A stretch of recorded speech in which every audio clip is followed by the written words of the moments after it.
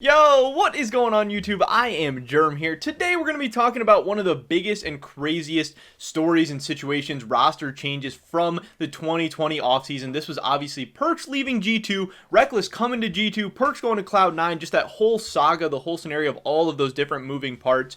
Some of the biggest name players in the world for League of Legends, swapping teams, swapping rosters, and in this video today, we're going to be talking about whether I think G2, and whether you guys as well think G2 is better off without Perkz. Now, obviously, that sounds super crazy, but there is a lot of things we can talk about. There's a lot of stuff we can break down, and that's what we're going to do today. But before I get into this one, I just want to mention real quick, if you're not already subscribed, definitely click that subscribe button really quick. It's fast, it's free, it's easy, helps you guys stay up to date on all my latest content. I believe we're really close to like 5,400 subscribers right now. That would be sick. That'd be cool. Maybe we can hit 5,500 for the end of the year. That would be exciting. I would appreciate it a ton. Definitely click that subscribe button. With that being said, here we go, talking about today's topic, which is, again, is G2 better off without Perkz? Is Rekkles going to be an improvement? Is he going to make G2 better?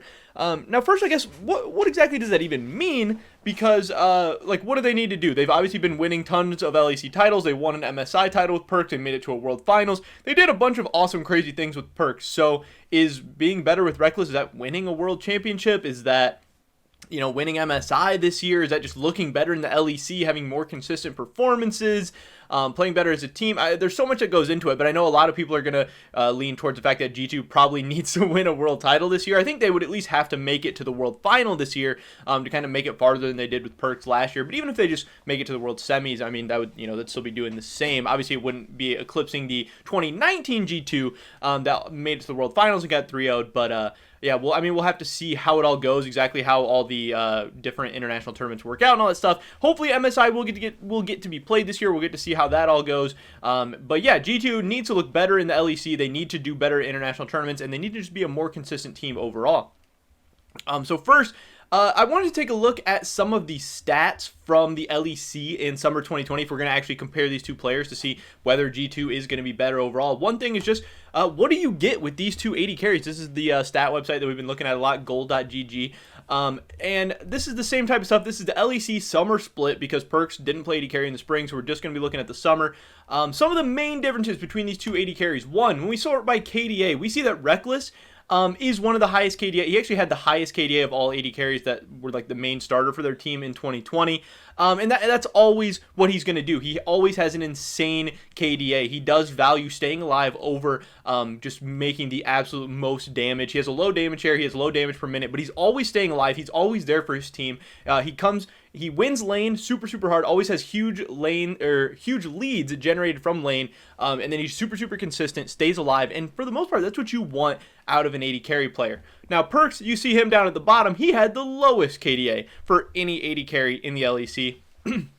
But that doesn't mean he was necessarily bad. That's not always a bad thing. His damage numbers are absolutely insane. He had high damage share, high damage per minute. But unfortunately, he was usually coming out of lanes behind. He was not generating as many leads by himself. He's often dying, and he is often, just finding himself in a little bit of awkward positions. Part of that is his playstyle. Very aggressive, very crazy. You know, he goes for the big plays. He tries to win the game for his team. But part of it also just comes with his inexperience and inconsistency as an 80 carry. You know, not necessarily having those refined 80 carry mechanics, positioning, knowing exactly how all the lane matchups work and operate, and having the experience and muscle memory of playing those all hundreds and thousands of times.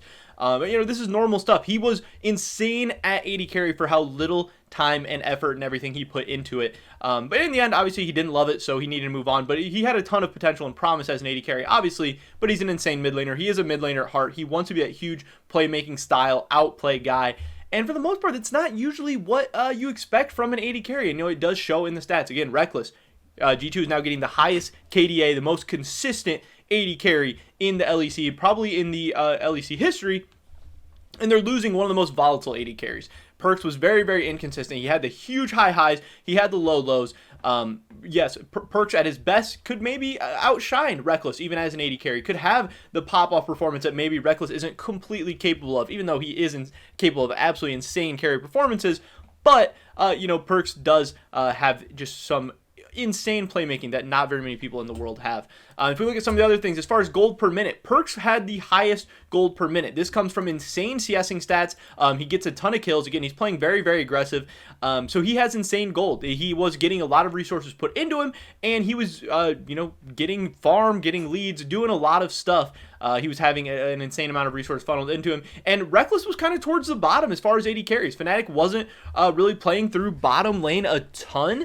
They were not just trying to get Rekkles insane just CS and all this stuff. Rekkles was really one of the lower gold per minute AD carries. I believe he's like 7th or 8th, which is kind of crazy. And then we see the damage shares. Obviously, Perkz and Rekkles both not super high up in the league in terms of either one of these. This is partly because for G2, they obviously have an insane amount of just huge damage threats. And for Rekkles, he's just kind of a low DPM player. Always, we look at the damage per minute. Again, we're going to kind of see similar things. Perkz and Rekkles actually get a little bit closer here. Yes, Perkz is always going to be ahead of Rekkles, but for the amount of gold per minute advantage that he's getting and the amount of times he's dying more than him, I would like to see a much higher damage per minute from Perkz. I would like to see a much higher damage share. So Rekkles is giving you something much more consistent. And just dying a lot less and always being there, being reliable for his team, having higher CS, just not having all the gold per minute because he's not getting as many resource funneled into him and stuff. But Perkz is just going to be a little bit more volatile and honestly is not able to generate the amount of leads you would expect to see or like to see.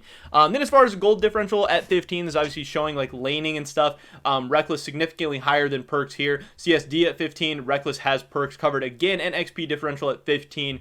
Rekkles has Perkz covered once again. Another big thing is that first blood percentage. Rekkles is one of the best AD carries in the league in terms of first blood percentage. He was actually the highest in the LEC. Also at Worlds, Rekkles kept this up and had one of the highest first blood percentages at Worlds. And we see Perkz much lower on the list. And first blood victim, Perkz was actually the second highest AD carry in terms of dying for first blood. And Rekkles did not die for a single first blood in the summer split. And I don't believe he died for a single first blood at Worlds either.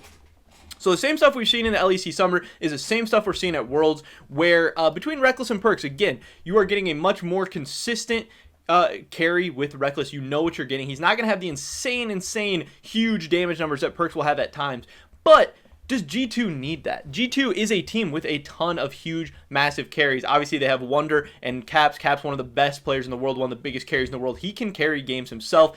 He's going to do insane damage for your team. Wunder's going to have huge pop-off games as well. Jankos and Mickey, huge, incredible playmakers. I think having a rock like that on their team in Rekkles will be so good for G2. And in the end, I do think Rekkles is just a better AD carry than Perkz. I know a lot of people are saying, well, Perkz was like the leader, the heart, blood, soul for this team. He was like their just their heart, and losing that is going to be so hard. But I do think that G2 is a team full of veterans. I think they are going to be just fine. I think they have plenty of leadership. Caps is a guy who's been there, done everything in the League of Legends scene. Rekkles, a guy who's going to do that as well. He's going to come in and be a leader for this team. It's not going to happen right away. You're not just going to walk into a new team and kind of lead them like that. But obviously, everyone on G2 respects Rekkles a ton. They are going to let him kind of do his thing. Another guy who's, he's been to a world final himself. He's been there, done that. A huge personality, huge leader, has all those same intangibles. Yes, he's not coming from the G2 organization, but that doesn't mean that he's not a leader, that he cannot lead a team like that. And then obviously you have just insane talent all around with enough carry. So yes, while G2 is maybe losing some of that huge damage, huge pop-off potential, obviously here is the G2 Rekkles. I think this picture is so cool. I think that jacket is so sick. I do think that Rekkles coming into G2, in the end, I think it is going to make them a better team. Now, it will be interesting to see how well Rekkles is able to do, how it's able to kind of fit and mesh into this team. But I do think this style of AD carry, where he's going to be consistent, reliable, come out of lane more often with leads, and allow G2 to kind of snowball through that, allow them to all kind of go forward, rather than Perkz, who is often coming out of lane with deficits, and then G2 having to scrap their way back into games. And they're good enough to do that, but I think it's going to be much easier, obviously, coming out of lane with leads. It's going to allow Mickey to roam around the map and make more plays and stuff. Everyone's going to be stronger. They're going to be more fed. It's going to be really good, and I think it is going to make sense. Now, obviously, I think it is a great move for Perkz as well, going over to Cloud9, getting to play mid lane. I think he's going to have an insane season. I think it's going to work out the best for him in the end.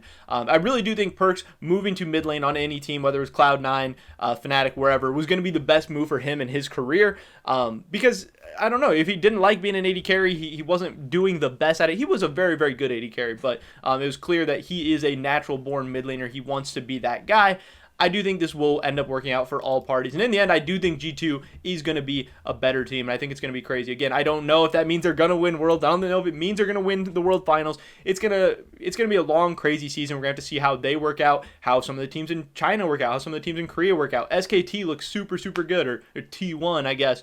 You know, a lot of people are saying FPX could be back. Top is going to be really, really good again. Damwon's going to be a huge threat again. It's going to be crazy. There's going to be a million variables at play. But I think G2 themselves in isolation got better in the offseason. And I do think they're going to be better off, as crazy as it sounds, without Perkz in the short term and in the long term, even though he is an insane player, an insane leader, and has meant so much to this team for so long. But that is pretty much it for this video today, guys. That is my take on all of this situation, but I'd love to hear your guys' thoughts as well. Definitely drop a like if you enjoyed this video. Leave a comment down below. Do you think G2 is better off without Perkz, or do you think they're going to miss him dearly in this upcoming season? I could definitely see it either way, so no hard feelings whether you disagree or agree with me or whatever. Subscribe to update all my latest content. Check me over at Twitch, twitch.tv/I_am_germ. Hopefully I catch you guys in the next one. But until then, peace.